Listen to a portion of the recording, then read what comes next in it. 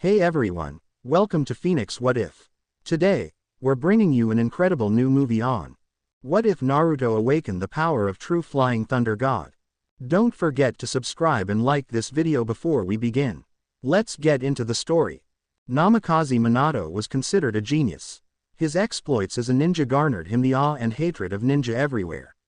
It wasn't a surprise. As Hokage of Konohakagure, he was the strongest ninja of his time, his skills second to none. But all that meant little to Minato. Sure, he was strong, but strength alone had never been his main focus. Instead, Minato wanted family. Descendants who would follow in his footsteps.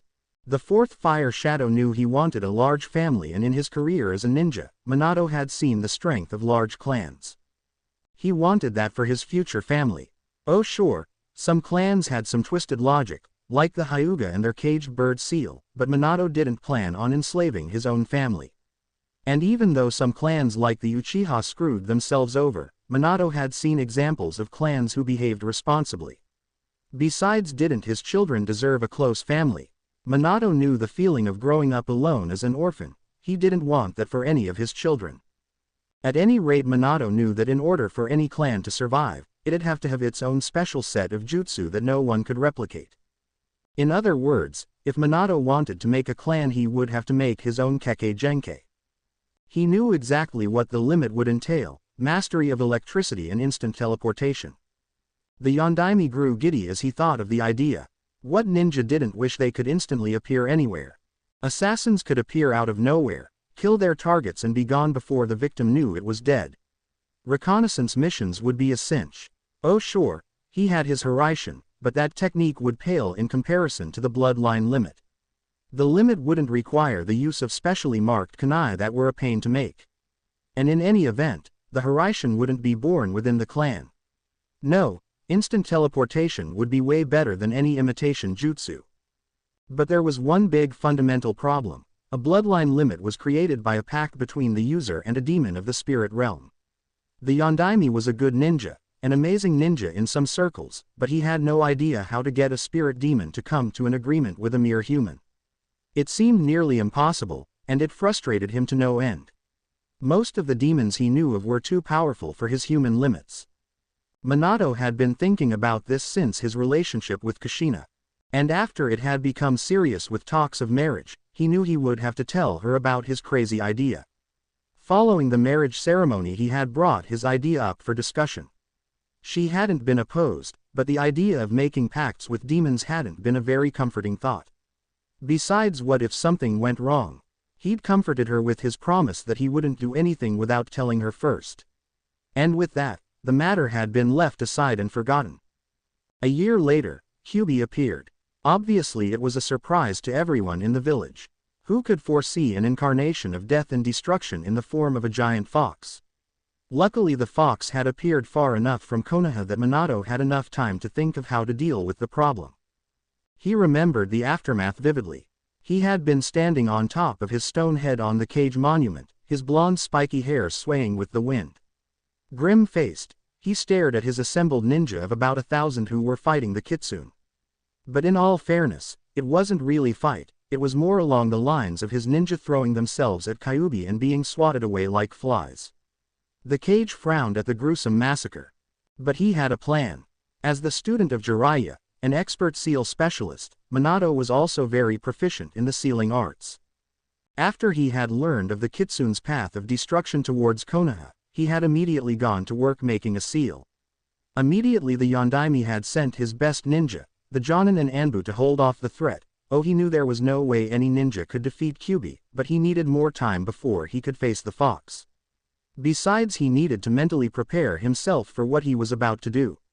Sacrificing your only son for the good of a village was not an easy thing to do. The Yondaime summoned the boss toad Gamabunta and made his way over to Kyuubi, clutching a small crying form at his side. His son Naruto grew more and more agitated as he got closer to the demon fox. The malicious killer intent was a blanket that covered all of Konoha. Several times, Minato's resolve had faltered. He didn't want to do this to his son, but as the giant toad leapt past destroyed homes and shattered lives, his resolve grew. Filled with the confidence that he was doing the right thing, He held back tears as he drew nearer to the demon fox and prepared the sealing jutsu that would allow him to seal the kitsune into his son. He drew a weary sigh as he and Gamabunta landed with a crash in front of Kyubi. At first, he was just thinking about protecting Konoha. But as he shaped and designed his Shiki Fujin, an idea came to him. He realized this was the perfect opportunity to make his bloodline limit and save Konoha at the same time. Besides, if he was about to die and his son abandoned to a life of being a Jinchuriki, he ought to get something in return, right? He knew just what to do. Staring calmly into the fox's menacing eyes, he started the sealing process. With a flash of light, Shinigami, the towering god of death, appeared behind the Yondaime. Immediately the semi-corporeal form plunged its hands through Minato's torso and stretched its hands toward the demon fox. Minato involuntarily hurled some blood. The cage was no stranger to pain, but he'd never had an arm shoved through his intestines. Kyubi struggled against the spiritual tug, but it was pointless. No one escaped death's clutches. Through his pain, Minato watched as massive amounts of demonic chakra and life energy was slowly being absorbed into the seal placed on his infant son. The fox roared in pain and anger as it was assimilated into the seal. Then Minato paused the sealing process. The fox demon looked in surprise at the Yondaime, wondering why the Hokage had stopped. Staring at the now translucent kitsune in the Shinigami's grip, the cage started his proposal. "You can create Kekkei Genkai, right?" Kyubi tilted his head in curiosity. "And what if I could?" The Yondaime smirked. "I have a proposal. If you help me create a bloodline limit, then I will make sure that you don't get Ed into my son's mind. Right now, all your chakra is being absorbed into my son. If you create the limit, I'll grant you your life. You scratch my back, I scratch yours." Kyubi couldn't believe the situation he was in. Here he was happily making mayhem and creating chaos, and this little human manages to threaten him with a seal. A human had never before threatened his life. It was a novel experience. He decided he didn't like it. But seeing as he wasn't in any position to do something about it, he conceded in defeat. "All right, I'll make your stupid bloodline limit. Human, what do you want?"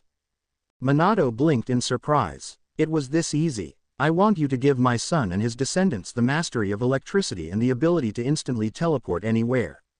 Kyubi raised his eyebrow in appreciation. Such abilities would be priceless. Too bad he couldn't do that himself.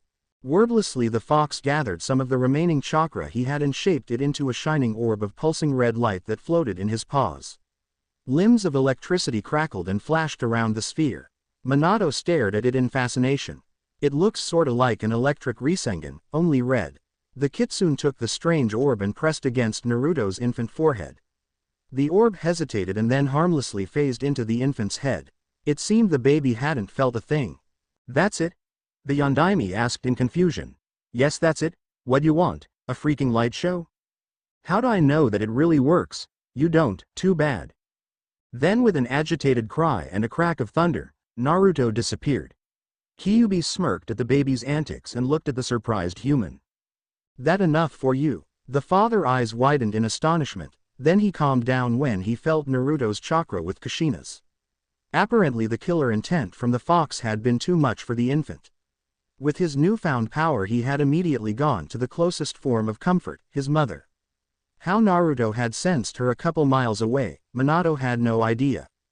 Minato smiled. He had done it. He had created a bloodline limit. Other than Kushina and Naruto, it was his crowning achievement. Without a word he resumed sealing the demon fox. The Kyubi roared in surprise and betrayal. Minato usually didn't lie, but he had no idea how to reverse the seal. Besides, the fox would get over it, and if he didn't, there was nothing he could do about it. As the Yondaime was swept into the swirling vortex that was the Shinigami's stomach, he smirked with satisfaction. "I really am a genius." After living alone for most of his life, Naruto Uzumaki liked to believe that he was no one's fool. He thought his years as Konoha's outcast had toughened him up, made him different from the spoiled brats around him. He now knew that he had overestimated his abilities. Or, as he stood frozen in fear, he had underestimated his naivety. "Either way I'm gonna die," he thought. Recalling how he had failed the genin test horribly, Naruto remembered how Mizuki-sensei had easily manipulated him into stealing the Forbidden Scroll. telling him that if he learned a technique from the scroll he would automatically pass. What a load of horseshit, he thought. He must have been seriously addled from the blow of rejection and pretty desperate to swallow the bowl Mizuki had fed him. But seriously, how was he to know that Mizuki was really a backstabbing traitor? The guy had been one of the few academy teachers who had given him a chance along with Iruka. He hadn't punished him for any reason and he hadn't given him F's when he certainly passed, like the other teachers did. What was funny was that it wasn't the fact that he was host to Kyuubi that pissed Naruto off, it was how easily he'd been led by a string that stirred his anger. Now he was paying for his idiocy, in the form of giant four-bladed kunai headed for his tender 12-year-old body. His only regret was that he would not being able to use the shadow clone explosion technique for vengeance. He wouldn't have killed per se, but he had a few choice people that desperately needed to be served the cold dish of revenge, exploding clone style. Here it comes. Everything seemed to be in slow motion. Naruto found it annoying that although he could still see the kunai coming at him, his body wasn't fast enough to dodge. But then something really weird happened. At least that's the only way Iruka could describe it. Sitting down with another one of the giant kunai stuck in his lower back, Iruka had been forced to watch as Mizuki attacked Naruto. It had seemed Naruto was done for, but the instant the kunai reached him, a sonic boom resounded throughout the forest. One moment Naruto was in danger of death by giant kunai, the next moment he was standing next to Iruka, completely unfazed. Naruto felt strange, kind of like when he got a static shock, but all over his body. It was sort of uncomfortable, painful even. His eyes widened when he realized he was no longer in the same place he was a second ago. He stared back at his surrogate father with wide eyes. Iruka was staring at him with a gobsmacked expression, as if he had just grown a second head. "Did you do that, Iruka-sensei?" Mouth open, Iruka just shook his head. "I wish. How'd you do that, Naruto?" "Dunno." A grin appeared on Naruto's face. "But I know I'm bout to kick some ass, Iruka-sensei." Mizuki didn't know what was going on. His plans to manipulate Naruto had been rolling along smoothly until Iruka had shown up. It all went downhill from there. First, Iruka had stalled him by distracting him with a clone, then the stupid teacher had managed to block one of his giant kunai from hitting Naruto, and now the brats managed to summon the ability to teleport. It had already dawned on Mizuki that he was in deep shit if he didn't get away with the forbidden scroll soon.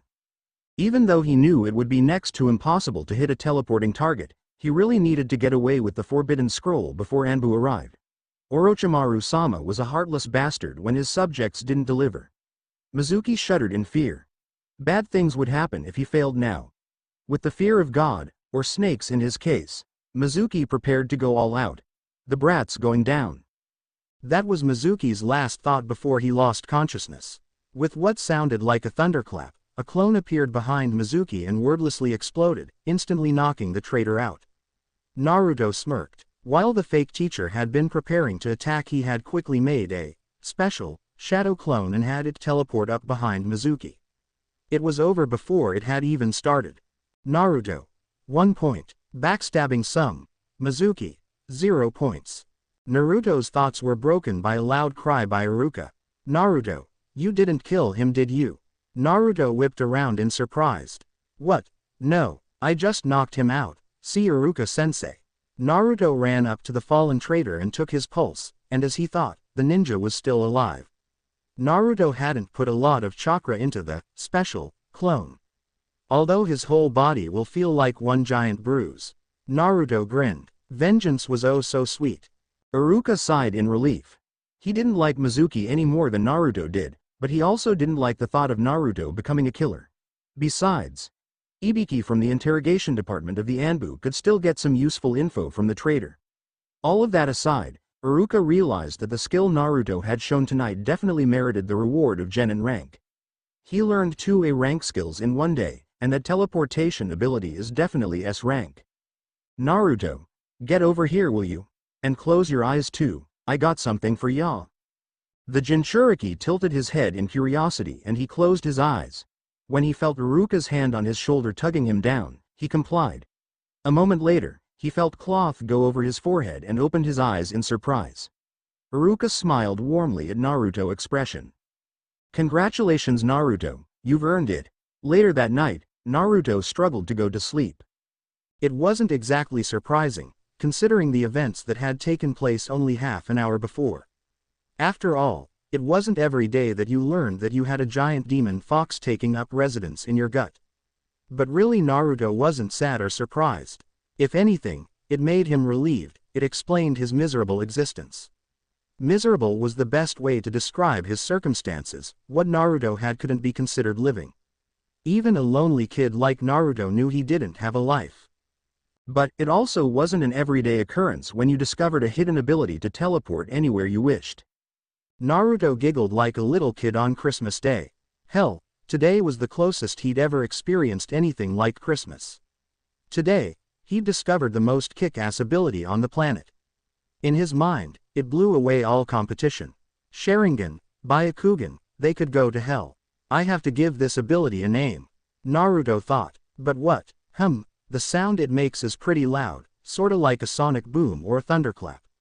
I know, Thunder no Jutsu. No, that's stupid. I'll have to think on it later. Naruto continued to giggle in bed as he reviewed the day's events in his mind. Christmas had come early for Uzumaki Naruto. The third fire shadow of Konohagakure was called the Professor, because he knew all the jutsu his village had ever produced. Or, at least he thought he had. Apparently a new bloodline limit had shown up. From Uzumaki Naruto no less. Let's get this straight, Iruka. Naruto has a bloodline limit. And this ability allows him to instantly teleport anywhere? Yes, Hokage-sama. After the incident in the forest and the Anbu had gathered up the Forbidden Scroll, Iruka had instantly gone to Sarutobi. In his office, Iruka related the events. Naruto somehow learning 2A rank jutsu in one day, his apparent skill with them, and more importantly Naruto's seemingly new Kekkei Genkai. Hokage-sama, I really think it's a new bloodline limit. When I questioned Naruto further, he said that he'd never known he could teleport before. In fact, when I saw him do it in the forest, he only did it instinctually when he was in danger. Iruka grinned. I don't think Naruto had any idea what he was doing. Sarutobi chuckled, receiving the humor. Then he became serious. The only way we'll know for sure is if we get Ibiki to test Naruto. The third fire shadow stared out into the distance of his window and sighed. If this really was a new bloodline limit, the council would do anything to get their hands on it. It wouldn't be surprising if they made Naruto a stud for breeding purposes. Sarutobi's face hardened. I will make sure that never happens. When Sarutobi tore his gaze away from his window and stared back at Iruka, he blinked. Something wrong? Iruka chuckled nervously and rubbed the back of his head. Is it really necessary to get Morino involved? He is rather intense. Sarutobi smiled. Ibiki's reputation as a sadistic bastard was only second to Orochimaru. Ah, don't worry, Iruka. You see, under Ibiki's tough exterior is a soft and gentle man. Sarutobi and Iruka stared at each other for a full minute, and then broke out laughing. Their guffaws ringing out into the night. In his mind, Iruka berated himself. Sarutobi loves Naruto almost as much as I do. I'm sure he wouldn't purposely put Naruto in harm's way. When said Genin woke up, he wasn't in the same position he was when he went to sleep. Yes, a lot of people toss and turn in bed. What most people didn't do is end up magnetized to their ceiling. Naruto supposed when he looked back on this down the road it would be funny, but right now he was scared shitless. If it weren't for the fact that his bed was directly beneath him, Naruto would have been screaming for help by now. He might not have received any, but scream he would do. Right now, he was stuck to the ceiling facing the ground. This is cool view though, sorta gives you a new perspective. Yeah, this isn't so bad. Then his whole body started tingling, and all of his hairs that were standing on end drooped. Uh-oh. Naruto did a belly flop on his bed. What was that all about? Yesterday I can teleport and now I'm a human magnet. I really need to talk to Iruka-sensei. Grumbling, Naruto crawled off his bed and moseyed on down to his bathroom. After completing his early morning routine, he plopped down on his small kitchen table for a hearty breakfast of miso ramen and milk. As he went to grab his fork, it wobbled closer to his hand. Wait, his fork had moved, without him touching it. Naruto tilted his head in wonder. Right now his hand was inches away from the fork. He moved his hand to the right, and as if tied to his hand, the fork moved to the right. He moved his hand to the left, it moved there too. The amazed blonde stared at his hand in awe. Life just kept getting better. Naruto thought his new magnetic ability had been awesome, but now, it just ed. Who the hell carries scissors around with them? Grumbling, the 12-year-old struggled to pull the pair of blades off his arm. He would have been skewered if it weren't for his sharp reflexes. Finally tearing the sharp object away from his limb, he threw it as far as he could, resuming his desperate run for the ninja academy. The only way to avoid the flying metal objects that were attracted to his magnet body was by making an all-out sprint for safety. Who knew civilians had so many pointy, and in Naruto's case, potentially lethal stuff? Before the scissors, a dozen metal pens had come flying for his face. His flexibility and reflexes had been put to the test. He'd barely escaped with his life. Naruto saw the academy in the distance and cheered mentally. Yes, he thought in delight. Iruka-sensei will know what to do. Besides, a classroom couldn't have too many metal pointy objects, could it? Shouts from people who had lost their things to Naruto's attractiveness followed him as he sprinted for the safe haven. The blonde soon figured out there was no safe haven. Just as he had opened Iruka's classroom door, all hell had broken loose. "Iruka-sensei, you gotta help me," was all Naruto got to say before several metal classroom objects did the magnet tango. A set of a dozen kunai, a nunchuck, 2 small wakizashis, and an odashi went flying towards Naruto. With a yelp, he quickly closed the door in front of him. The weapons stabbed the door, a symphony of thuds and thumps. Naruto had forgotten that although it was just a classroom, it was a ninja classroom. He sighed in relief. That was close. Uchiha Sasuke had a favorite spot in Iruka's classroom. It was at the top left corner. Most kids in school hated being in the front. It meant you were directly in the teacher's view. The closer you were to the front of the class, the more you were called on. As a result, kids would sit near the end of the room. It was for this reason that Sasuke sat in the front. First of all, he wasn't like most kids. Any similarity he had with his peers died 5 years ago. Second, Sasuke sat in the front because he wanted to be apart from the other wannabe ninjas in his class. He didn't have the time or the patience to form friendships with them. They would only drag him down. The front had other merits too, but before he could start thinking about that, the classroom door opened with a bang. His position gave him the perfect view. Naruto stood panting in the doorway yelling when suddenly the various weapons placed around the classroom started to wobble, as if a force was pulling on them. In no time at all, the weapons had sprung up and went soaring for Naruto.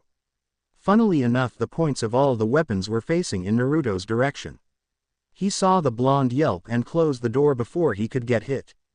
Everyone in the classroom was silent, staring at each other in confusion. What the hell was that? Ino yelled. Their thoughts exactly. Naruto stood at the door sighing. He heard Ino yell and chuckled. Why does weird stuff always happen around me? First it was Mizuki, now this. He sat up when he heard Iruka open the door. The teacher looked incredulous. Naruto, what did you do now? Naruto just grinned, rubbing the back of his head in apology. I really need your help, sensei. The metal things, they're all after me. Iruka just sighed. Only Naruto. Many ninja thought the commanding officer of the torture and interrogations department of the Anbu was Satan in disguise. Most people wouldn't like that, but Morino Ibiki was flattered by the sentiment. It just meant he was doing his job right. He was a man hardened by the cruel forge of war. The scars on his body proved it. His bald head was covered in burn marks, punctures from where screws were used, and long slash marks from physical torture. Survivor of the Second Ninja War, he had seen things that would have made lesser men commit suicide. Countless women scores of children murdered, and enough blood to soak a field the size of Konoha in red. But that's why he took pride in his job. As a torturer, he stopped those wars from ever touching Konoha's border. He was the guy who pried priceless info from enemies, through any means necessary. Described as a sadist by some, he had the ability to subject people to great suffering without ever using physical torture. He took pride in the fact that his skill as a psychological torturer prevented war. So he was confused when the Hokage told him to actually interrogate somebody, not torture. He wasn't allowed to physically or emotionally harm the target, just examine them. That was strange. Usually regular interrogation would be left to his subordinates. All the important targets were left to him. When he found out he would be interrogating a genin, he was surprised. May I ask who and why? Marina questioned as he stood in the Hokage's office. The Sandame looked at Ibiki levelly. What if I told you Konoha had a new bloodline limit join its ranks? Ibiki raised his right eyebrow. A new bloodline limit? It was widely accepted that there would never be any new limits to be found. Last time Konoha had gained a new limit was since the founding.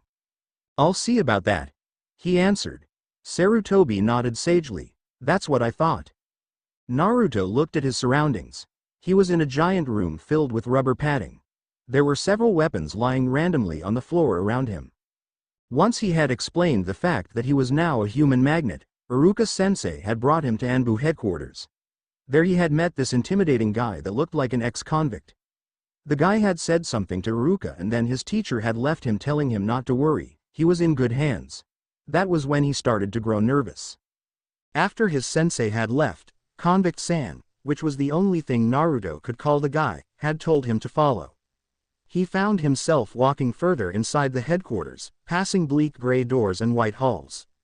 At the end of the hall he was escorted into a room filled with rubber padding. Convict-san told him that the reason he was here was because of his new abilities. They were going to test them out. Against Iruka's advice, the blonde grew increasingly worried. The stark whiteness was starting to creep him out. Why was he in a padded room? They couldn't test him somewhere else. Besides, the only people who were in padded white rooms were crazy people. He wasn't crazy, was he? He occasionally talked to himself, but everyone does that sometimes. Right. Ibiki stared at Naruto through a one-way window. His interrogation skills relied solely on his ability to torture the mind. As a torturer, he knew a little about human psychology and spirit. If one could control the mind, one could gain control over the spirit. But Morino wasn't trying to control Naruto's spirit. He just wanted to see how Naruto's abilities manifested. That's why he had Yuhi Kurenai in the room with Naruto. On his signal, the Ice Queen of Konoha was going to use Genjutsu on Naruto. At first, the illusion's mistress had misgivings on using Genjutsu on a little kid, but he had convinced her to do it, giving her total control of what she wanted to show Naruto. She could also stop at any time. Ibiki had other ninjas stationed around him to take observations. He gave the signal for Kurenai to start. Still invisible to the blonde in front of her, Kurenai made sure she had every set before she started the illusion. The weapons lying around on the floor, she would have to use real ones. If Naruto was struck by fake swords and didn't get hurt, the Genjutsu would be broken. But before she did that, she would first knock him out. Naruto had been to the point of yelling to get some attention when this pretty red-headed lady had appeared from out of nowhere. Eyes wide, he started, "Who the?" He was out before he could finish the sentence. When Naruto woke up, he was in the woods. His eyes twitched and he felt the grass prickle his neck as he gained consciousness. Groaning, he sat up and stared at his surroundings. What the is going on? His earlier anxiety was giving way to annoyance. Where the hell am I? He stared up at the treetops trying to gauge his location with the sun, but it soon became obvious to Naruto how useless that would be. The trees were huge, tall enough to block the sunlight. Damn trees. Grumbling, Naruto sat up and brushed loose grass and sticks from his pants. What do I do now? He thought. There was a sudden scream in the distance. Naruto jerked his head in the direction of the sound. That answers my question. Following the ensuing calls for help, he came up on a clearing in the woods. There were bandits, 10 of them, surrounding a group of travelers. There was an old man, a woman of about 30, and a little girl of about 8 years old. It was she who had been screaming for help. The old man was on the ground, lying wounded on his side. 5 of the bandits had started ransacking the family's wagon, the supplies tossed around carelessly. The other 5 bandits were circling the woman. Naruto didn't like the look on their faces. He'd seen older guys harmlessly stare at women, but the outlaw's leers were different, more predatory and menacing. If he didn't do something soon, things would get ugly for the lady. The girl screamed again. One of yous shut that brat up. A bandit had gotten sick of the girl's squealing. One of them stalked menacingly at the girl. She cringed back in fear. That's my cue. With nothing but the clothes on his back, Naruto leapt into the clearing, the bandits jerking their heads in surprise. "The hell do you come from?" Naruto said nothing. The bandits looked at each other in confusion. What was this pipsqueak doing? One of them looked to his right and spoke up. What do we do, boss?" The man he spoke to was a giant covered in samurai armor. Naruto didn't know much about samurai, but he did know about the way of Bushido. He knew true samurai hated bandits. They went against everything Bushido stood for. Probably stole it somehow, he thought. With more examination of the boss bandit, Naruto saw a huge Zanbato strapped to his back. Note to self, avoid man cleaver. The boss was a brute, Naruto saw. Probably all muscle and no brains.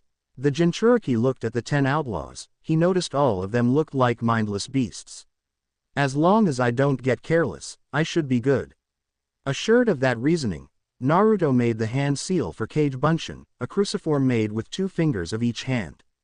From her perch on the ceiling, Kurenai watched in surprise as Naruto made 20 clones. How does he know that jutsu? She thought. Ibiki had said he was at the bottom of his class. This would complicate things. She'd thought 10 bandits would be enough to overwhelm Naruto and force him to use his Kekkei Genkai. It seemed she would have to up the ante. The bandits gawked with surprise when the little kid in orange suddenly did a hand seal and summoned more little kids in orange. Shit, they thought. Ninja. They knew even the prepubescent ninja, the genin, were deadly to normal humans.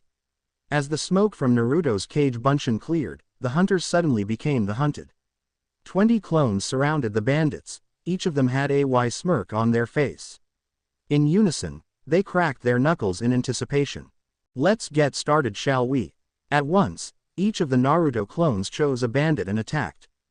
2 clones per criminal allowed the clones to easily dispatch their foes. By double teaming, the clones made short work of the bandits and they were done in 5 minutes. Naruto smiled at how easy it had been. When the boss screamed that he had the girl hostage, Naruto was caught off guard. He saw the little girl grasped in the giant's grip, whimpering in fear. Naruto swallowed and silently berated himself mentally, remembering Iruka's lesson on hostage situations. In such a situation, the hostages always came first. You only fought when you knew the victims were safe. Now a little girl was about to die for his stupidity. Not if I have anything to say about. Naruto grit his teeth in determination. There was only one ability he had that could save that girl. It was only if he could find it within himself to pull it out and use it. Naruto struggled to center himself, trying to recall the last time he had teleported. How had he done it? All he remembered was an all-encompassing fear, then poof, he was safe. Damn it, why can't I do it? Naruto's chakra levels began to rise, as he grew more distressed at his own powerlessness. A visible aura of crackling electricity surrounded the blonde as he used more and more of his reserves. His hair began to wave wildly as wind started to whirlpool around his body. Kurenai gazed in curiosity at the blonde under her. What was he doing? His chakra levels were climbing at an astronomical rate, but he wasn't doing anything. He was just standing there with a look of intense focus on his face, as if he was struggling to remember something. She snapped to attention when Naruto opened his eyes, a victorious grin on his face. The determined blonde had remembered. With a confident smirk, he opened his eyes. They felt itchy, but he ignored that. He didn't know that his eyes had turned into glowing orbs of electricity. The iris, pupils and cornea were completely engulfed in small yellow bolts of electrical energy. With eyes of lightning he stared the bandit boss. With a thunderclap he disappeared. Maybe life wasn't so bad. In the ninja world, jutsu are divided into 3 main categories: ninjutsu, taijutsu, and genjutsu. Ninjutsu are the most widely used techniques. It's a vague term, referring to almost any jutsu allows the user to do something that they otherwise would be incapable of doing with their hands alone. Ninjutsu relies on chakra and, most of the time, hand seals to work. Taijutsu refers to any techniques involving hand-to-hand combat in the martial arts.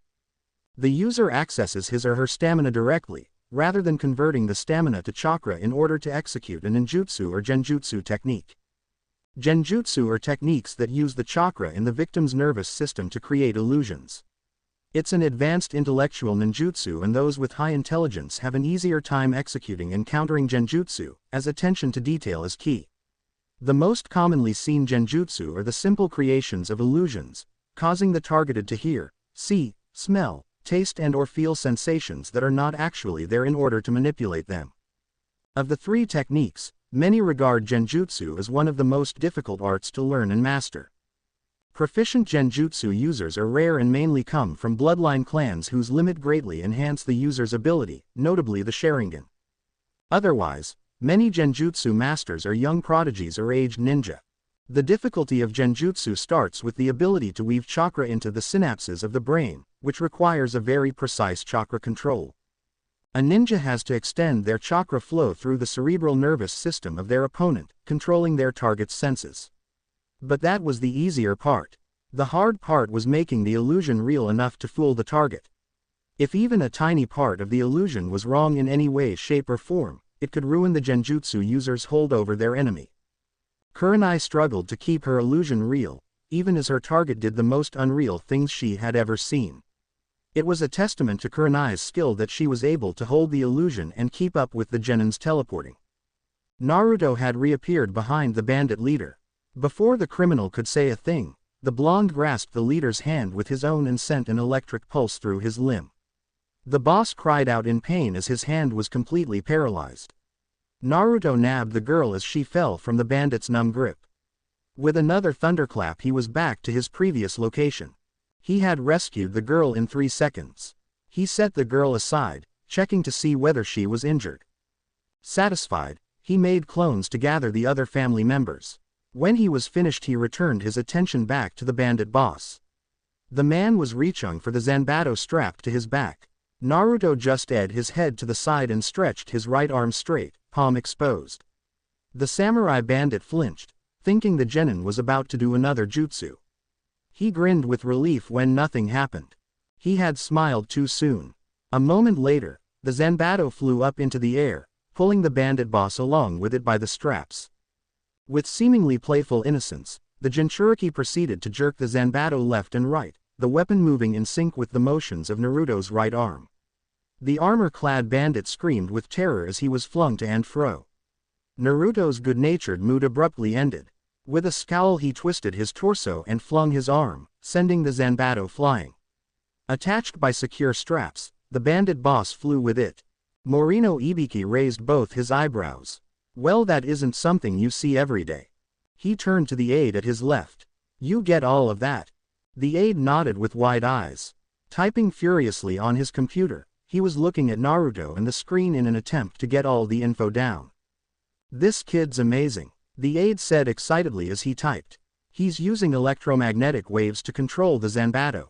His new abilities allow him to manipulate electricity, bending to his will. The room was full of the chatter of excited scion. They grew as Naruto suddenly started disappearing and reappearing inside the white rubber room. Their awe grew as they saw him manipulate the Zanbato using electromagnetic waves. Ibiki signaled for Kurenai to stop her genjutsu. The kunoichi nodded and uttering the word, Kai, she released the hold she had on Naruto. It seemed the world around him was dissolving. Earth and sky started to warp and whirl, giving Naruto vertigo. The Jinchuriki fell as his world started to turn white and back into the experiment room of Anbu headquarters. Dazed he stared at his surroundings, and promptly passed out.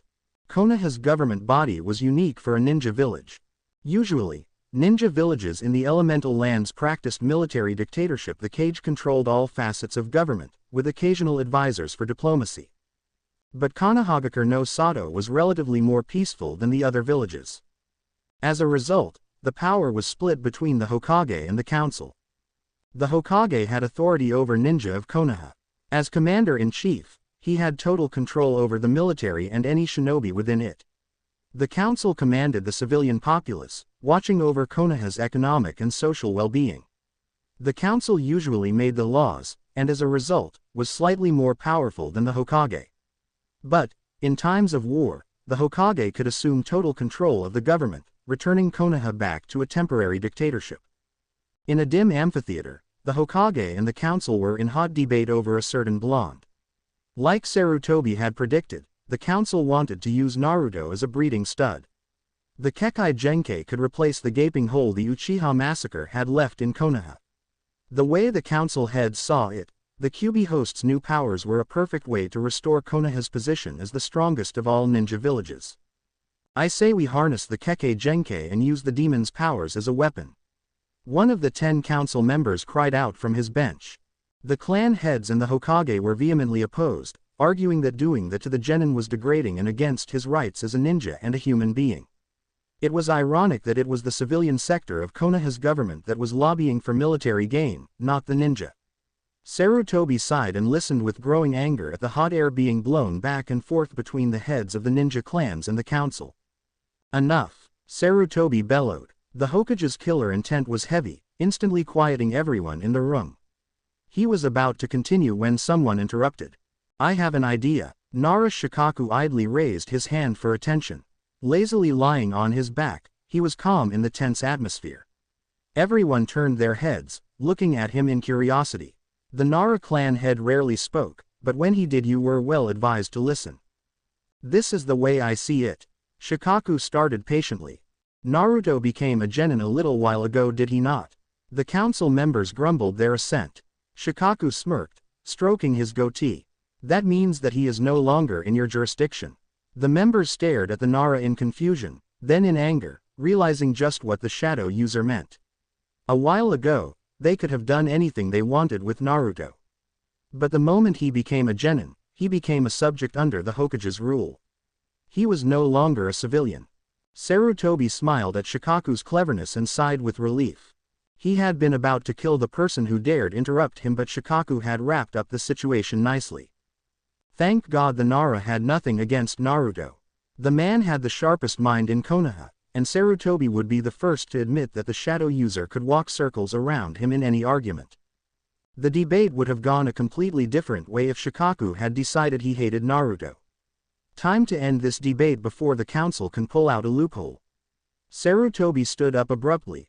Uzumaki Naruto is a genin of Konohagakure no Sato. As such, he is under my protection. Anyone who harasses him in any way will have to answer to me. This meeting is adjourned. He walked to his office before the council could speak. To the third fire shadow, the topic was closed. Naruto woke up amid water, the cool liquid swishing gently along his back. He shot up to standing position, yelling in annoyance. His back was completely soaked. Mumbling, the blonde genin stared at his surroundings. Am I in jail? There was a giant gate in front of him, a little piece of paper at the center with the kanji for seal written on it. Naruto started banging on the giant bars. Whatever it is, I didn't do it. He cried out into the pitch-black space beyond the cage. His calls of innocence echoed out into the darkness. Little did he know it wasn't him that was behind bars. A set of giant eyes abruptly opened from the blackness. Naruto jumped in surprise and tripped as he tried to step backwards. The eyes were menacing, the irises blood red, staring out with malicious intensity. He shuddered, dreading what they might be attached to. Naruto's terror grew as the vision in front of him drew nearer, revealing the rest of what lay behind closed bars. A snout, tipped by a large dark nose. Ears, longer than his apartment was wide. A jaw, full of vicious razor-sharp fangs. Naruto gazed upon the face of evil. He scrambled away in fear, desperately crab-walking, anything to get away from the giant red fox behind him. Water sloshed around his arms and legs. When he got sufficient distance between him and the monster, he sighed with relief. Then stared in surprise when he realized that the fox was laughing at him. It was a deep-throated laugh, one that reverberated on the bars and on the floor. Tiny waves parted the water. Naruto's face bloomed red with embarrassment. I'm being laughed at by a fox. The laughter stopped immediately. I'm no mere fox, human. I am Kyubi, the demon lord of all Kitsune. You would do well to remember it. It wasn't a suggestion. With wide eyes Naruto nodded quickly in agreement. The latent killer intent surrounding the fox had come out in waves, drowning Naruto in fear. He didn't question how Kyubi had known what he was thinking, he just agreed. Nodding his head in satisfaction, Kyubi let his killer intent subside. Do you know where you are? Naruto shook his head. We are in your mind, the dump that it is. Naruto drew his eyebrows together in annoyance. But before he could retort, the fox continued. You passed out from chakra depletion. Naruto looked up at Kyubi in surprise. Chakra depletion. He never ran out of chakra. In fact, he was famous at the academy for the amount of energy stored in his body. Kyubi just snorted. No one has unlimited chakra, human. Even I have a limit. Though I've yet to reach it. He thought inwardly. Wait, how did you know what I was thinking? Naruto asked in confusion. I live in your mind. I know your deepest, darkest secrets. A wide malicious smile graced Kyubi's snout. I know you completely, my little host. Now, get out. Your face, it annoys me. Of course Kyubi wouldn't tell Naruto that his face reminded him of the man who had defeated him 12 years ago. Naruto clenched his hands in determination. He had questions, and if his intuition was right, the fox had answers. I'm not leaving yet. I don't care who you are. No one tells me to get out of my own mind. Kyubi had seen this coming, but he still rolled his eyes in annoyance. Whatever, brat, you get 3 questions. Then you are gone, your mind or not. Naruto knew what he would ask first. The question had been swimming around in his head since Mizuki had told him he was a demon host. He wanted to know why Kyubi had appeared in Konoha 12 years ago. What had led a giant incarnation of destruction to the relatively harmless village? His life wouldn't have been so shitty if the fox hadn't come. Why did you attack Konoha? Kyubi smirked. Can't say. Next question. What? Naruto yelled in outrage. Kyubi's grin broadened. I said I would give you 3 questions, not 3 answers. Grumbling, Naruto moved on to his next question. It wasn't as if he could force the fox to answer. Hopefully he'd get a better answer to this query. Who are my parents? Naruto had always wanted to know his origins. Watching the other kids interact with their parents had left an aching pain in his chest. He needed to know who his parents were. He'd once asked the Sandaime, but the man would say that when Naruto was old enough he could tell him. Sensing the blonde's desperation, Kyubi gave a better answer than the last one. Look at the cage monument on the cliff surrounding Konoha, your answer lies there. Naruto sighed in defeat, knowing not that a direct answer wouldn't come. Okay, what about the whole teleporting and magnetism thing? What's up with that? What's up with it, as you say, is that it's a bloodline limit created by my great self. Naruto nodded, already guessing that it was a Kekkei Genkai. Continue. I call it total mastery of electricity. The 3 abilities you've unlocked, teleportation, electromagnetic manipulation and the paralyzing shock, are only the tip of the iceberg. Your bloodline limit allows you to shape electricity any way you deem fit. The possibilities are extensive. Wait, you mean there are more powers I haven't found? Naruto asked in wonder. The giant kitsune sighed in exasperation. That's what I said, isn't it? Now get out. Before Naruto could reply, he felt a force lift him in the air and drag him backwards. He saw the large iron bars draw farther and farther away, Kyubi walking back further into his cage. Then there was a flash of light. He woke up with a groan, clutching his head in pain. He had a splitting headache. It felt as if someone had taken his brain and repeatedly bashed it with a maul. He turned his head, vaguely aware of his surroundings. He was in another white room, although it was smaller and devoid of rubber padding. The decor was Spartan. A tiny wooden desk, a small chair, and a nondescript mat on the floor were all that decorated the area. With effort he managed to sit up, as his stiff body tried to refuse. Where was he? This was the 3rd time he'd awoken to unknown surroundings and it was really getting old. Sighing, he proceeded to get up from his cot, but before he could a familiar face entered the room. Ah, Naruto, you're awake. That's good. Naruto sat there surprised as Iruka entered the room. Iruka grinned. You probably have so many questions, right, Naruto? The blonde nodded mutely. Tell you what, I'll explain over a nice hot dish of ramen. How does that sound? Naruto grinned back in reply. Do you even have to ask? Naruto slurped down a big helping of miso ramen as he conversed with his academy teacher. Iruka had explained the whole situation to him, telling him how he'd been put in an illusion to test his new powers. Naruto found out he didn't really mind. There was a sliver of annoyance, but his meal with Iruka-sensei making him happy. These excursions with his favorite person were becoming rare as he grew older. You mean the people I was rescuing were all fake? Man, that's some good genjutsu by Kurenai-san. I didn't notice a thing. Iruka chuckled. rubbing Naruto on the head fondly. Iruka had no living relatives, and Naruto was a constant ray of light on what would have been a dark existence. The academy teacher loved Naruto like a son. The blonde continued to rant on, laughing the evening away with his surrogate father. The next morning found Naruto grumbling in frustration. He had been excited about finally starting his shinobi career when Iruka had started teaming them up into three-man cells, but his excitement had quickly vanished. Yes, he was teamed up with Sasuke and Sakura, but that wasn't the reason he was now aggravated. The reason was his new sensei, Kakashi. He was supposed to have come 2 hours ago like the other Jonin senseis, but Iruka had jokingly warned them not to hold their breaths. 2 hours later and Naruto was not amused. Hitaki Kakashi was a famous ninja. Owner of the title, Copy Ninja Kakashi, he knew over 1,000 jutsu. Born a genius, the prodigy had quickly sped through the ninja academy, and by age 6 he'd already become a genin. A feat yet to be defeated by anyone. He was listed as an S-class ninja in the bingo book. When it came to being a ninja it seemed there were few things he couldn't do. It was for these reasons that Kakashi frustrated his peers to no end. He, the copy ninja, was often 2-3 hours late for meetings. When he finally arrived in his typical laid-back gait the other Jonin would glare at him, but he'd shamelessly tell them to continue and say, what were they all looking at? How could such a capable ninja be so lazy? His peers asked Kakashi this question countless times, but the Jonin would just respond with a shrug and the remark, you say something. Then they would all sigh in defeat and continue on with their lives. Kakashi thought it was very entertaining.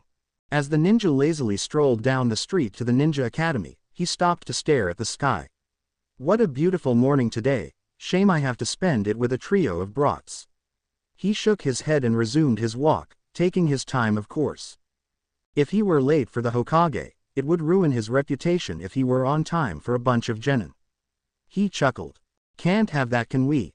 When Kakashi finally arrived he came upon 3 very irate genins. Mission success, he thought. He didn't even say anything to the angry glares, he just turned around and motioned them to follow. The Jonin led the trio to the roof of the academy. Leaning back on a ledge, he ordered Sakura, Naruto and Sasuke to sit down. He watched as the girl abruptly pushed Naruto aside so she could sit next to her dark-haired teammate. Ah, here we go, he thought with a sigh, remembering his days with his own genin teammates. I'd like you to tell me about yourselves, not much, just a small description to break the ice. Kakashi already knew a lot about the 3 in front of him. He'd looked at the records of their time in the academy. Uchiha Sasuke, top of his class, he had breezed through the academy, earning Rookie of the Year. Obviously the kid was on a mission. 3 guesses as to what? Kakashi mused. With no family members to speak of the kid was probably still traumatized by his past. Next up was Haruno Sakura. She had no living ninja relatives, and she'd been forced to go through the academy with no help either. Apparently she'd done well receiving high marks in test scores. We'll see if she can actually use that knowledge, the Jonin thought. Last, but definitely not the least was Uzumaki Naruto, the QB host. His grades were abysmal. In fact Kakashi wondered how the blonde had graduated. Interesting. As the Jonin compared his 3 charges he noted with interest that all 3 of them had gone through the ninja academy without any familial support. Most ninja came from clans, and usually knew the basics even before entering the school. It seemed Naruto, Sasuke and Sakura had managed to pass without the crutch of relatives. Well done, he thought. But I'll see what they're truly made of soon enough. You with the bubblegum hair, go first. The silver-haired ninja pointed at Sakura. What should we say? Kakashi turned his head upwards to glance at the clouds. The Jonin began softly. You know, your likes, your dislikes, your hobbies, your dreams, that sort of thing. Wait, why don't you go first, sensei? After all, we have no clue who you are. The girl seemed pleased with herself. Kakashi rubbed his head, as if he had to think just to remember his name. Okay, let's see here, my name is Hitaki Kakashi. I am fond of a lot of things, I dislike some stuff. Kakashi paused again and sighed. I have many hobbies, he nodded his head in emphasis. I do have a lot of hobbies.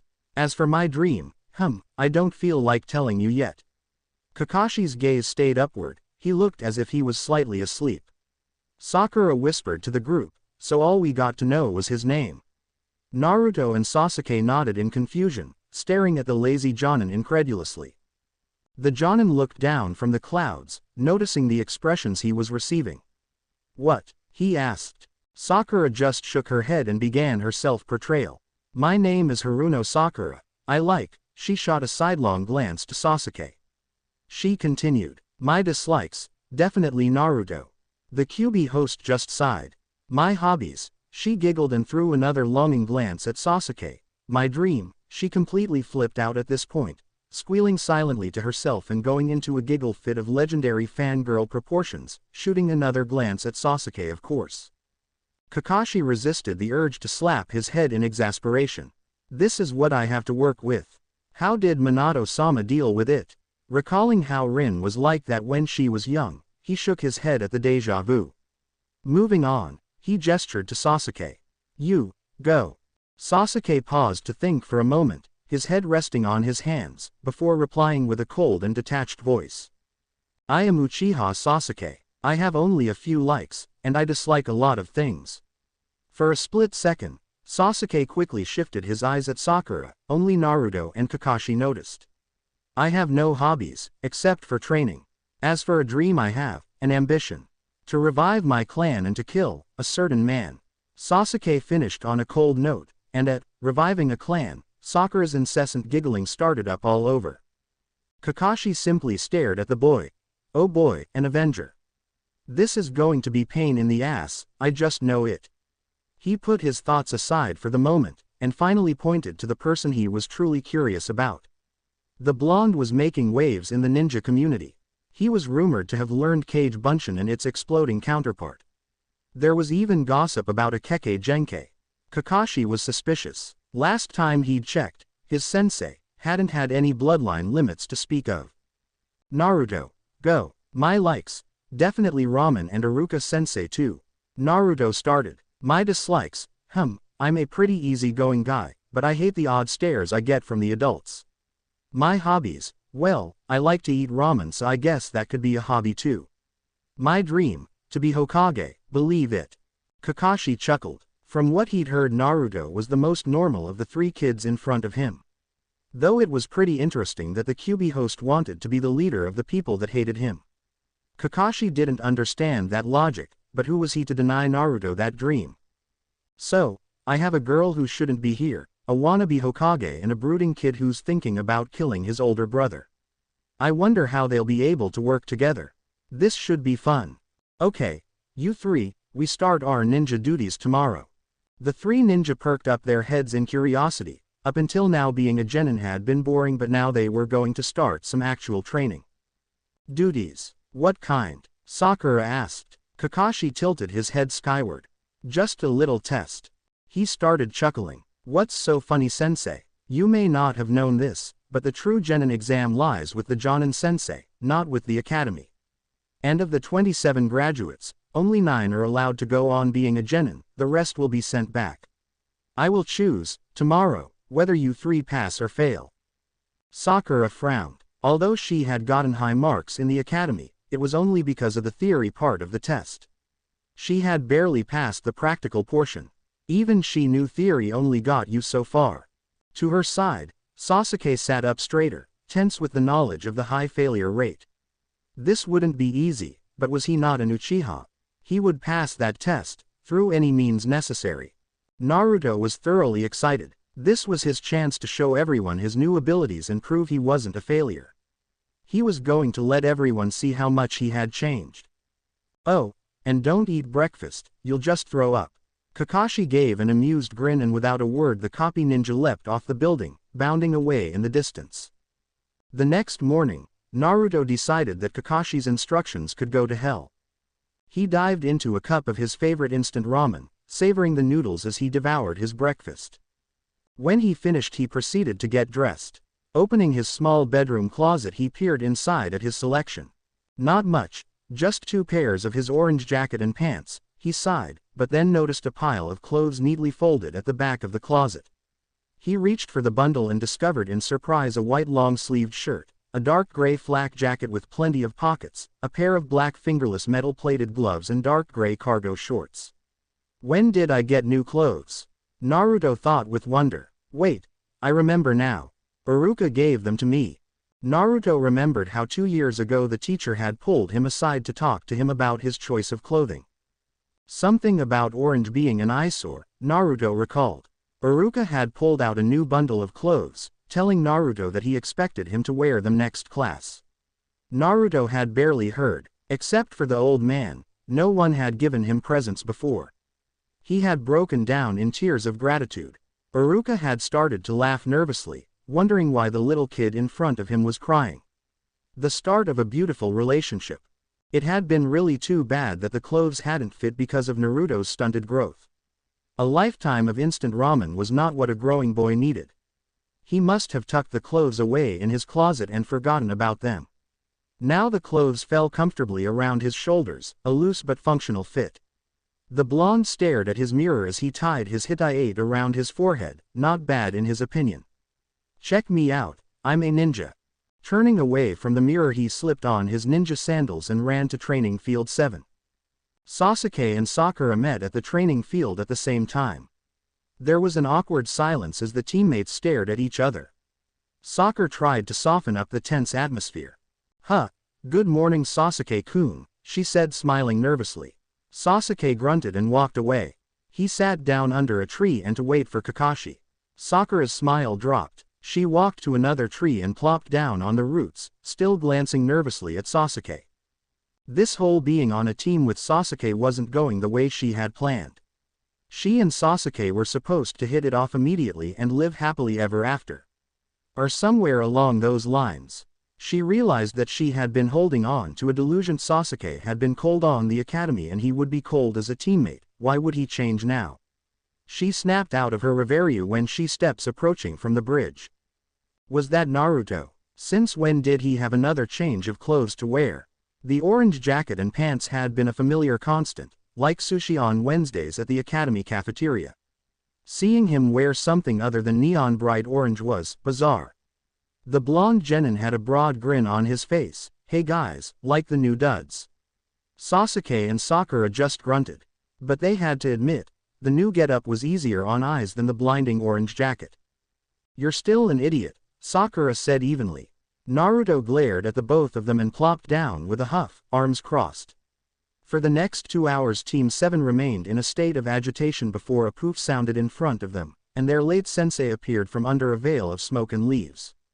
Yo, Kakashi saluted. You're late. Sasuke and Naruto both clapped their ears shut at the outburst from the pink-haired girl in front of them, wincing in pain. Sorry I'm late. A black cat walked in front of me and, well, I had to take the long way. What was funny was a black cat had crossed his path and he had taken a detour, around the whole of Konoha. You know how unlucky black cats are. Besides, he wanted his genin aggravated before the test. They'd need the anger. Shrugging at their glares, Kakashi led the agitated Team 7 further into the woods. At a clearing, Kakashi cleared his throat and pulled out an alarm clock from his backpack. He set the clock down on a tree stump in front of him and filched 2 bells from his pocket. Naruto, Sasuke and Sakura stared at their sensei in curiosity. The task is straightforward. You 3 are to come at me and try to get these from me before noon. Those who do not get a bell by noon, get to go back to the academy. Whichever of you don't, will not only have the punishment of being tied to one of the stumps behind you, but you also get to watch the others eating lunch. Sakura and Sasuke's stomachs grumbled, while Naruto's own was completely silent. At that very moment, he was glad he had listened to his gut instinct instead of Kakashi. He would need all the energy he could get. There are only 2 who will succeed, so one of you will definitely be sent back to the academy. You can even use your weapons. Shuriken, kunai, whatever you feel is necessary. You will fail if you don't attack me with the intention to kill. Sakura was the one to break Team 7's silence. But that's not fair. She was basically whining. Kakashi simply shrugged and clipped the bells to his waist. That's your problem. Besides, with that large head of yours you should be able to outwit these 2 dunces. Naruto and Sasuke's eyes narrowed from Kakashi's barb. The Jonin smirked. putting his palm on the alarm clock and pushed the large button on top of it for the start of the exam. Okay, let's get going. Ready, start. As soon as Kakashi had signaled the start of the test, Sasuke and Sakura had hidden themselves. They lay hidden in the bushes staring at their sensei in each of their hiding spots. Kakashi nodded in approval. Good, they have hidden themselves well. The basics of a good shinobi are stealth and concealment. He tilted his head in curiosity at the blonde still in front of him. I guess Naruto didn't get the memo. Naruto stood tall, proud that he was the only one who hadn't run away. Cowards, he thought. He glared at Kakashi, pointing his finger at the silver-haired Jonin. You're going down, Kakashi-sensei. Kakashi's sweat dropped in exasperation. Is he an idiot? Kakashi looked at Naruto. Why grin? Why, I believe he is. Sasuke gazed at Naruto. The blonde had a confident grin on his face. Sasuke knew he himself was arrogant, he was top of his class. But he wasn't so arrogant that he believed he could take on a Jonin. Did Naruto have a trump card? A move that would allow him, a mere genin, to take on a Jonin? Sasuke chuckled at the thought. Naruto had been dead last at the academy for 4 straight years. There was no way the blonde could have learned anything that would warrant this much confidence, could there? Hey, Kakashi-sensei, check this move out. I call it Reizeki no Jutsu. Lightning step technique. With a clap of thunder, Naruto disappeared before Sasuke's wide eyes. What the? Apparently there was. Kakashi calmly stared at the spot Naruto had just inhabited a second earlier. Lightning step technique, so the rumors were true. Naruto reappeared behind the Jonin, making a swipe for the 2 bells tied to Kakashi's waist. There was a soft jingle as his hands touched the bells. Kakashi deftly spun around and batted Naruto's hand away in retaliation. The Jonin followed his maneuver with a double palm strike to Naruto's chest. Naruto felt the wind get knocked out of him as he flew backwards. The genin hit the ground several times before he rolled to a stop. How had Kakashi known where he was gonna appear? Ho, how did you? The blonde wheezed. Naruto felt like someone had squeezed all the air out of his lungs. As he struggled to get up, Naruto gasped for fresh air. The silver-haired ninja grinned wishly as he pointed at his green Jonin flak jacket. He looked amused from Naruto's predicament, grinning as the blonde rubbed his chest in pain. The title of Jonin isn't just for show, Naruto. As you rise through the ranks and gain experience, you develop a sense of anticipation, a sixth sense if you will. All experienced ninja learn to read their opponents, Naruto. And, well, Kakashi chuckled. Genin are the easiest to read. His original strategy had seemed sound. Just teleport next to Kakashi, nab the bells and teleport away. Easy, right? He had forgotten one little tidbit of information. Kakashi was a Jonin, and a good one at that. Even if he couldn't see Naruto, he still had the intelligence and reaction time to counter Naruto's maneuver. Now he'd have to think of something, and fast. He smirked at Kakashi. He liked a challenge anyway. Making a cross with his fingers, he cried out, Kage Bunshin no Jutsu. His plan was simple. His crew of regular and special shadow clones would start by teleporting around Kakashi, appearing and reappearing at random.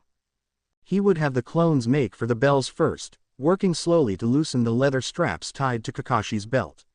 His special kamikaze clones would jump into the fray and explode at random whenever they drew near enough to their target.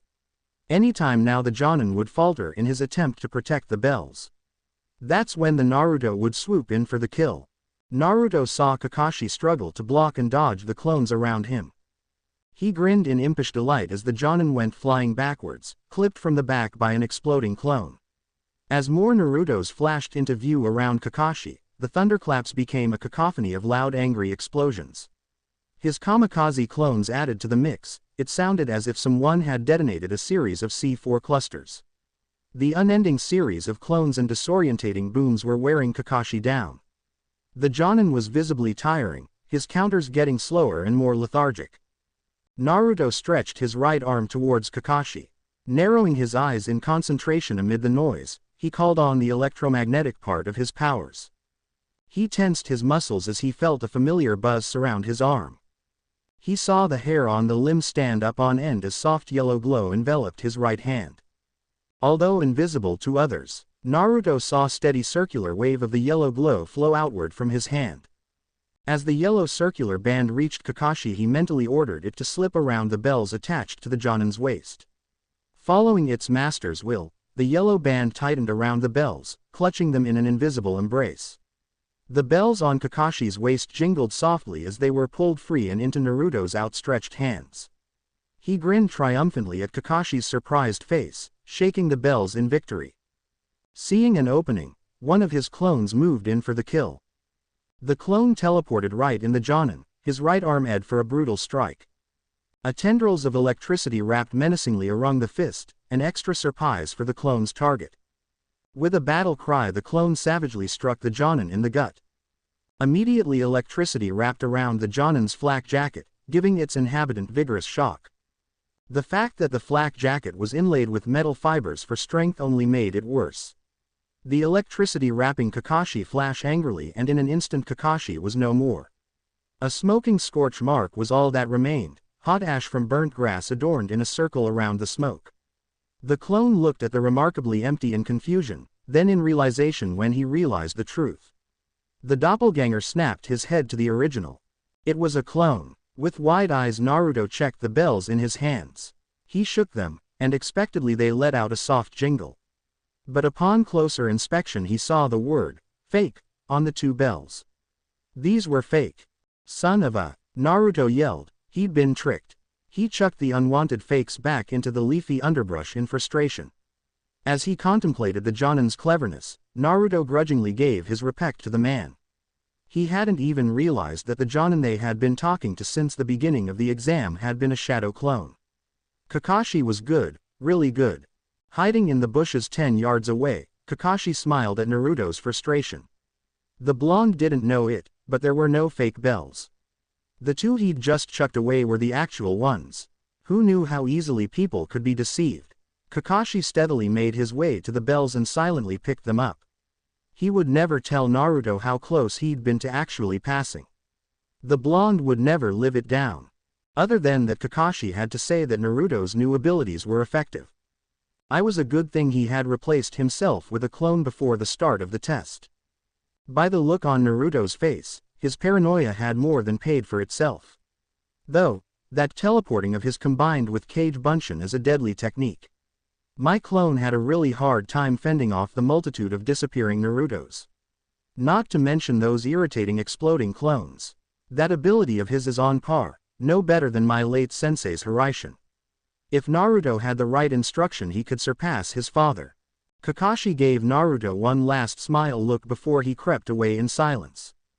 From his crouched perch, Sasuke clenched his hands in anger as he saw more than a score of Narutos go head-to-head with Kakashi. He was completely baffled. He knew hard work and determination paid off eventually, but what was going on now was not the result of some measly practicing. Naruto had been a consistent failure in class.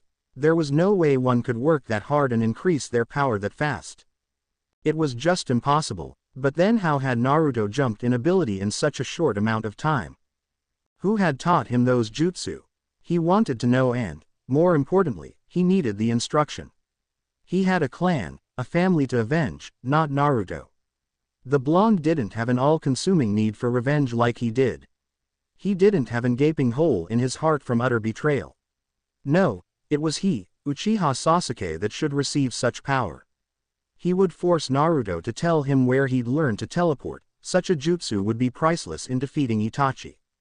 Sasuke, Sasuke, Sasuke, you forgot one of the most important rules of combat. Never let your guard down. The genin tensed as he heard the reprimand. Engrossed in his mental reverie, Sasuke hadn't sensed Kakashi's form shadowing his back. The lone Uchiha instantly spun around in retaliation.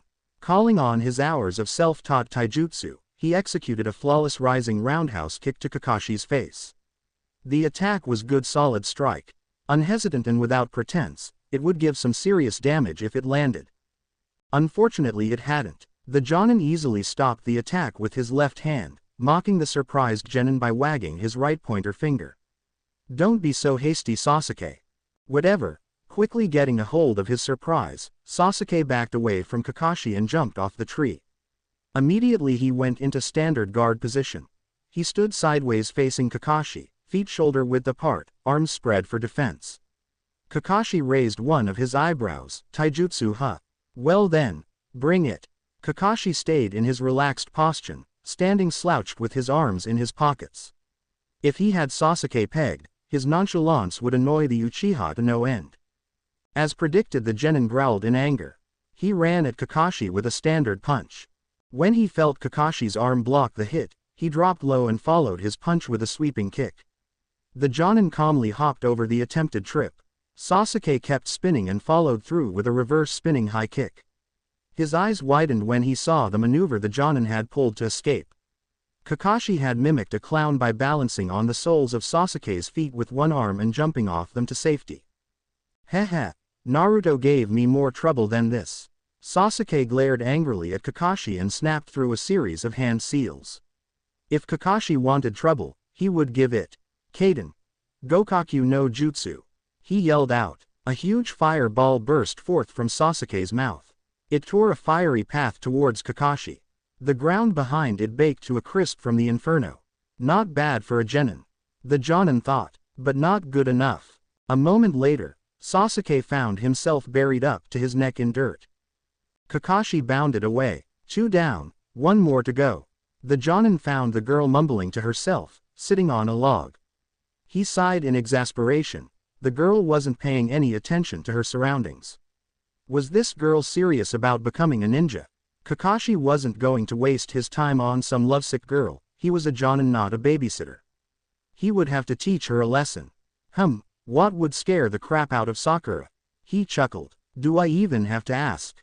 He bounded away in glee as she screamed. Far off in the center of woods, Kakashi's alarm clock rang loudly. The survival exam was over. Naruto, Sasuke and Sakura stood in line in front of Kakashi. I'll put it bluntly, Kakashi said. You 3. Naruto, I will admit that you have improved drastically since your time in the academy. The blonde started to look hopeful, gazing at Kakashi expectantly.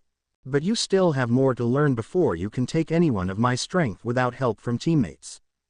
Naruto looked down in disappointment. Sasuke, you lost control of your emotions and let down your guard. In fact, you were easily taunted and your anger made you lose sight of the goal, the bells. You were so angry that you just wanted to hit me. The Uchiha glared at the Jonin. Sakura, I will just say this, the girl stared at Kakashi apprehensively, knowing whatever he was gonna say would not be pretty. If you don't pull your head out of your ass and stop thinking about Sasuke all the time, you are going to die a horrible death. The girl gasped. Kakashi ignored her. All in all, I'd say you guys should do Konoha a favor and quit right now, before you get you and your comrades killed. Yes, he was being amazingly hard on the kids, but before he even considered having them as his students, he needed to make sure that they knew what being a ninja was really about. Besides, he wasn't going to babysit them. By default he was laid back and lazy, but when it came to being a ninja he sweated his ass off. Sure, he was considered a genius, but talent wasn't everything. Talent had to be layered with grit, and hard work, and most of all teamwork. In his mind, only those with the will of fire should become genin, only those who would lay aside everything for their comrades, they would be a ninja. That was his nindo, his way of the ninja. He looked at each of the students in front of him. Naruto was gritting his teeth, no doubt holding back his anger at failure. His blue eyes were glowing with it, glaring hard at Kakashi. As the Jonin stood staring at the 3 in front of him, he realized that they all had that look. That glare of angry disappointment, as if they needed to prove themselves once more. Kakashi looked at the clouds and sighed. He just might regret it, but he decided to let them have a second chance. In any case, he hadn't had the right attitude as a genin either. Let it be said that Kakashi was no hypocrite. Tell you what, he started. I'm going to give you 3 a second chance. The 3 jerked up in pleasant surprise. This is what you have to do. Kakashi started to walk in the direction of a large tree at the center of the clearing. It was a monster of a plant. 10 feet wide and who knows how tall, it dominated the other trees around it. Perfect. The 3 genin stared in curiosity and then amazement when they saw Kakashi start walking up the large tree. The Jonin stopped at a thick limb 20 feet above ground. In order to do this, you must direct chakra to your feet.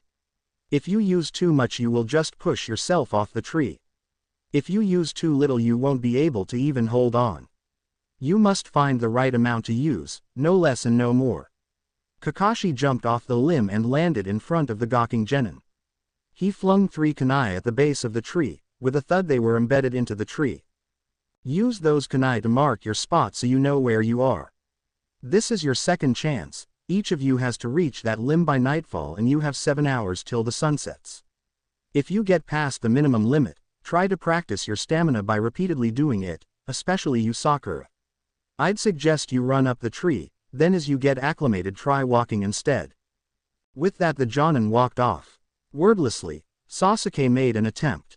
Naruto watched as a blue glow surrounded Sasuke's feet. For a few seconds the Uchiha stayed attached to the trunk, but after the 5-foot mark he started to slide. The genin quickly marked his spot and pushed off the tree, landing gracefully beside Naruto. Nice try Sasuke-kun, Sakura said encouragingly. Sasuke just grunted and walked off, brushing off the encouragement. A look of sadness crossed Sakura's face as she watched her crush leave. She turned around and her face hardened when she saw Naruto staring at her. What are you look at? She snapped. Naruto sighed. This was going to be long 7 hours. For the rest of the day things remained strained between Team 7 as they practiced. Naruto, Sasuke and Sakura had each chosen a separate tree to work on. Other than the sounds of the forest and grunts of effort, the clearing was quiet. Naruto panted as he landed on the patch of ground in front of his tree. There were gouges all over the trunk, marking his progress. His highest mark was about 11 feet. He stared at the sun's position in the sky, only about 2 hours left. At this rate he'd never complete the challenge. Frustrated, he peered to his side, curious how Sakura had fared. There weren't nearly as many marks on her tree as his. In fact she had already reached the 20-foot mark, and going higher. How? He walked to the girls' practice area. Sakura, he yelled, looking up at her position. The girl was walking at the 25-foot mark and still going strong. After about 3 steps she started to slide and quickly she marked her position, landing next to Naruto. What? She asked. Naruto grinned sheepishly. How'd you learn to do that so fast? I can barely reach 11 feet. Sakura grinned at Naruto's nervousness. She always loved to give instruction, and she was pleasantly surprised that Naruto wanted her help. It's easy. I heard your cries of frustration while you were climbing. You gotta keep calm. Chakra fluctuates with your emotions. If your chakra fluctuates too much, you can't control it well. If you just keep your anger and frustration down you should be good. Naruto brightened upon hearing the instruction. It was simple really, calmness equaled control. Thanks Sakura. As Naruto went up the tree he saw drastic improvement. Talking with Sakura had deflated his anger, and as he walked past the 15-foot mark, his joy soared. Whoa! Naruto hastily marked his spot and jumped off the tree when he heard the trunk crack beneath his feet. He chuckled. He had gotten too excited and his chakra output had gotten too high. But if he kept his emotions down to containable levels he should reach 20 feet easily. With a confident smile Naruto started up again. Sasuke frowned angrily as he stared at the score of gouges in the wood in front of him. Drops of sweat cascaded down his neck and back. He hadn't realized that this would be so hard. His irritation grew at his slow progress. He'd seemed to hit a barrier, the countless scratches at the apex of his ascent proved it. He paused, panting for breath from the rigors of wall walking. After he recovered, he decided to check on his teammates' progress. When he got closer to them, he'd nearly dropped his kunai. Both Naruto and Sakura were well past 20 feet. Sakura was near the top of the 50-foot tree herself, the large plant slightly swaying under her weight. He knew that there were only an hour left at most. The sky was starting to turn into a dazzling array of pink and purple. The only way he would be able to reach the goal in time was to ask for help. He felt bitterness in his heart at the thought. Itachi hadn't needed help. His older brother had succeeded in anything he did, without the aid of others. Wouldn't he have to be as capable as his brother to ever kill him? Asking for help exposed his weakness, and he couldn't be weak when facing Itachi. He didn't realize he was emulating the man he hated most. Sasuke stiffly walked over to Naruto. He'd be damned if he asked Sakura for help. Showing any sign of interest in her would only give her the wrong idea. Naruto. The blonde genin jumped as if startled. then looked surprised when he saw Sasuke standing behind him. "The almighty Uchiha Sasuke graces me with his presence," he said sarcastically. Sasuke grunted, but continued his question. "How?" he began hesitantly. "How did you get so far up the tree?" The uptight Uchiha finished his sentence with the side of his mouth, not quite looking at Naruto as he talked. Naruto tilted his head at his teammate in curiosity. "It's rare for him to talk to me. I was wondering when you'd ask. I had to ask Sakura before I got it. See what you have to do is." As the last vestiges of the sun set over the horizon, Team 7 stood at attention before Kakashi. The Jonin pointed at Sakura. "You first." The girl nodded and made her way to the tree Kakashi had climbed earlier. She started walking vertically up the trunk and made it well past Kakashi's designated mark. When she was done, she perched triumphantly at 60 feet. Kakashi nodded in approval. "Well done, Sakura." The girl beamed at the praise. Kakashi turned to Sasuke and told him to go. The genin nodded curtly and started his ascent. Instead of running he walked, realizing that walking showed more skill. Sasuke sat on a limb at 45 feet. Kakashi nodded at Sasuke and then directed his view over to Naruto. The genin started his climb, also reaching the 45-foot mark. He shoved Sasuke out of the way so he could sit. The Uchiha glared at Naruto, then relented and moved over. Kakashi looked at the genin sitting in the treetop. Yes, they had reached and surpassed his designated height, but had they truly understood the reason he'd told them to do this?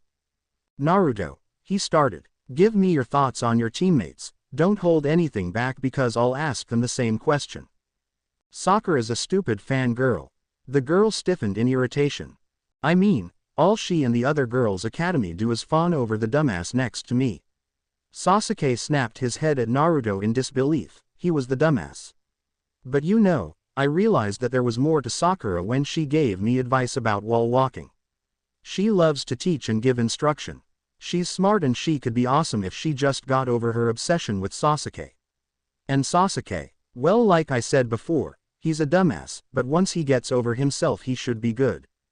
Kakashi smirked at Naruto. "Interesting analysis. Sakura, tell me what you think about Naruto." "Well, first of all, he's the dumbass. I mean, come on. Even Shikamaru did better than him at the academy. He's a total idiot, you know." Sakura's rant quieted down, and as she looked down at Naruto she grinned. "But he has spirit and determination. He never gives up, even when things are down. I would have broken down in tears if I hadn't passed the academy test, but he didn't, and he managed to achieve success from failure." The blonde in question looked up at Sakura in gratitude, not realizing that the girl looked at him in that way. He smiled. "Though he's still an idiot." Naruto's grin dropped and he huffed in mock sulkiness, as he looked the other way. Kakashi nodded. "Sasuke, what do you think?" "They're both idiots, but I can work with them, maybe." Kakashi chuckled. "I think they understand." You pass." "Huh," all three genin said in unison. "You pass." This was a test within a test. The wall walking was merely a test of your potential. It tested your ability to learn new skills under pressure.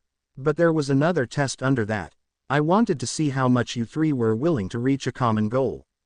At the beginning of the survival exam, you three disliked each other for the most part, right? The three nodded in agreement. There is a saying, it goes, all for one and one for all.